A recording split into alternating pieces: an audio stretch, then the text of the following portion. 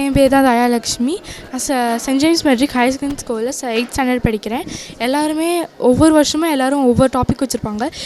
இந்த இயரோட டாபிக் வந்து சித்திரங்கள் பேசும் சட்டங்களின் சரித்திரம். இது என்னோடய டாபிக் வந்து article 21 right to life Indian constitution. இது வந்து இத்தன்ஷியாங்கிறது ஒரு பர்சனுக்கு வந்து ஸ்ப்ரெட் வைரஸ் இருந்துச்சுன்னா எல்லாத்துக்கும் ஸ்ப்ரெட் ஆகிக்கிட்டே இருக்கும்.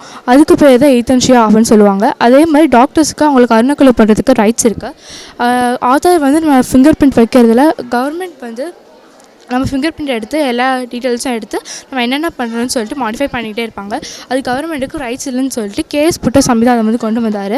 அதே மாதிரி ஒரு நபர் வந்து குற்றவாளியாக இல்லையான்னு தெரியாமலேயே அந்த கவர்மெண்ட் வந்து அவங்கள கஸ்டடியில் வச்சு துன்புறுத்துறதை கொலை பண்ணுறத கூடாது அப்படின்னு சொல்லி அந்த ரைட்ஸை கொண்டு வந்திருக்காங்க. கவர்மெண்ட்டுக்கு ரைட்ஸ் இல்லைன்னு சொல்லியிருக்காங்க. அதே மாதிரி ஒரு பர்சன் வந்து குற்றவாளியோ இல்லையோ ஒரு பப்ளிக் பிளேஸ்க்கு முன்னாடி தூக்கு தண்டனை கொடுக்கக்கூடாது. அது கவர்மெண்ட்டுக்கு ரைட்ஸ் இல்லைன்னு சொல்லியிருக்காங்க. அதே மாதிரி நம்மளுக்குன்னு ஒரு ஃபேமிலிக்குன்னே ஒரு தனியாக மருத்துவம் வச்சுக்கலாம். அது நம்மளுக்கு ரைட்ஸ் இருக்குது. அதே மாதிரி ரைட் டு ட்ராவல் ஒரு பிளேஸ்லேருந்து இன்னொரு பிளேஸ்க்கு போக நம்மளுக்கு ரைட்ஸ் இருக்குது.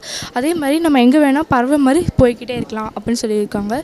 இது வந்து நான் மென்ஷன் பண்ணுறது எல்லாருமே ஃப்ரீடமாக ஹியூமன் லைஃப் ஃப்ரீடமாக இருக்கணும் அப்படின்னு மென்ஷன் பண்ணியிருக்கேன். இது லோட்டஸ் வந்து நம்ம எந்த பிரச்சனை இருந்தாலும் ஒரு ஃப்ளாரை பதமும் நம்ம காமாகவும் அமைதியாகும் இல்லையா, அதனால் இந்த லோட்டஸ் வரைஞ்சிருக்கேன்.